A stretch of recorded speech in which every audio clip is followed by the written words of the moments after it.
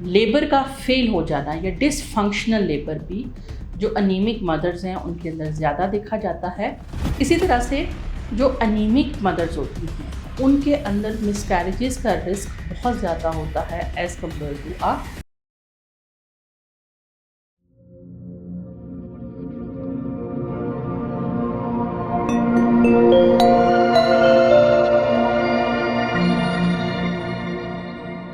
जी, अस्सलाम वालेकुम। मैं हूँ डॉक्टर नायला, कंसल्टेंट गायनेकोलॉजिस्ट और इनफर्टिलिटी स्पेशलिस्ट गायनी सॉल्यूशन के फोरम से। हम वक्तन फ़क्तन आपकी इन्फॉर्मेशन, एजुकेशन और अवेयरनेस के लिए वीडियोस लेके आते हैं।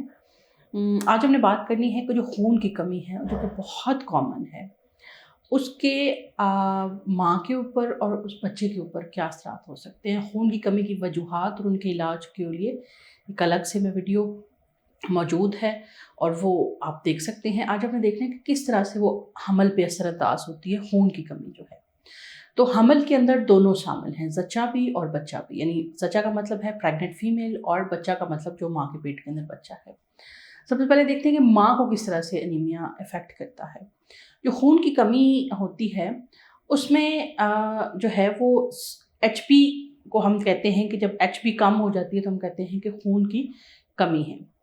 तो उसमें ये होता है कि सिर्फ सुर्ख खुलिये ही इफ़ेक्ट नहीं होते, जो खून के सफ़ेद खुलिये होते हैं उनकी भी जो तादाद है वो भी कम हो जाती है बाज़ औक़ात, और बाज़ औक़ात जो है वो उनकी फंक्शनल कैपेसिटी कम हो जाती है, जिसकी वजह से अनीमिक पेशेंट को बार-बार इन्फेक्शन होते हैं। कभी वजाइनल इन्फेक्शन हो जाता है, कभी चेस्ट इन्फेक्शन, कभी थ्रोट इन्फेक्शन, कभी यूरिन का इन्फेक्शन। ये बहुत सारे उसको इन्फेक्शन को वो प्रोन होता है क्योंकि उसकी इम्यूनिटी कम होती है। खून का ही एक हिस्सा होता है सफ़ेद खुलिये जो कि इम्यूनिटी के लिए काम करते हैं। इसी तरह से जो अनीमिक मदर्स होती हैं उनके अंदर मिसकैरेजेस का रिस्क बहुत ज़्यादा होता है as compare to a non anemic जो वुमेन्स होती हैं।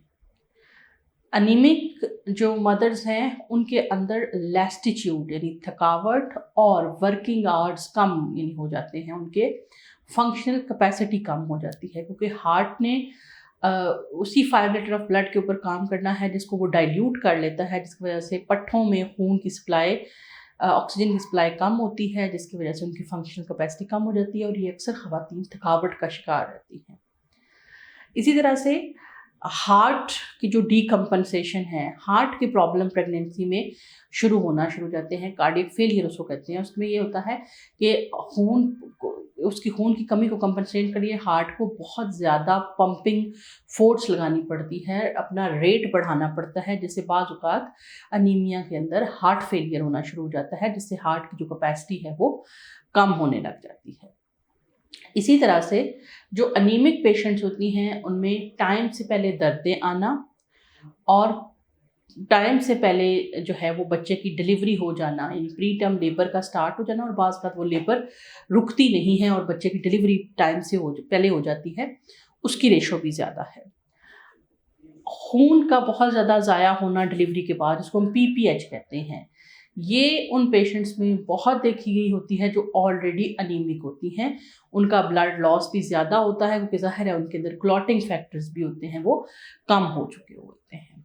ये तो कुछ असरात थे जो बच्चे के ऊपर, माँ के ऊपर हमने देखे। अब जो बच्चा माँ के पेट के अंदर पल रहा होता है, उसके अंदर भी डेफ़िनेटली माँ की खून की कमी के असरात होते हैं क्योंकि ज़ाहिर है पेट में बच्चा डायरेक्टली इनडायरेक्टली माँ के ऊपर डिपेंडेंट होता है।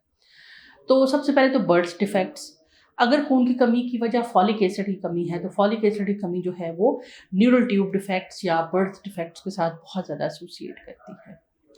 इसी तरह से अगर आपका जो बच्चा है वो अनीमिक मदर से पैदा हुआ है तो उसका जो वेट होता है वो तकरीबन कोई 0.5 केजी तक कम होता है, यानी आम बच्चों से वो उसका लो वेट होता है, लो बर्थ वेट होता है क्योंकि उसको जो माँ के ब्लड की सप्लाई होती है उसमें न्यूट्रिशन, ऑक्सीजन और वो चीज़ें कम जाती हैं, जिसकी वजह से उसकी ग्रोथ भी कम होती है।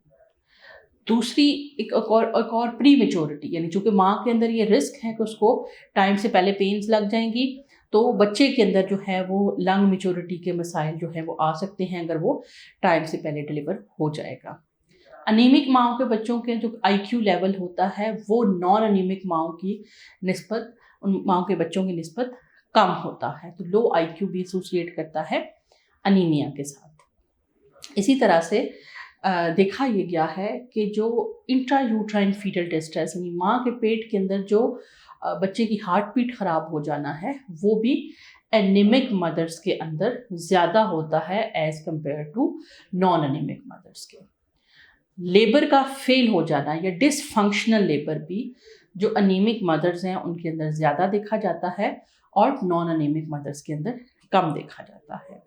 तो लिहाजा जब आप प्रेग्नेंट होती हैं तो तीनों ट्राइमेस्टर में, फर्स्ट ट्राइमेस्टर में आपकी HB 12.5 से ऊपर होनी चाहिए, सेकेंड ट्राइमेस्टर के अंदर आपकी जो HB है वो 12 से ऊपर होनी चाहिए और थर्ड ट्राइमेस्टर में आपकी HB 11.5 से ऊपर होनी चाहिए।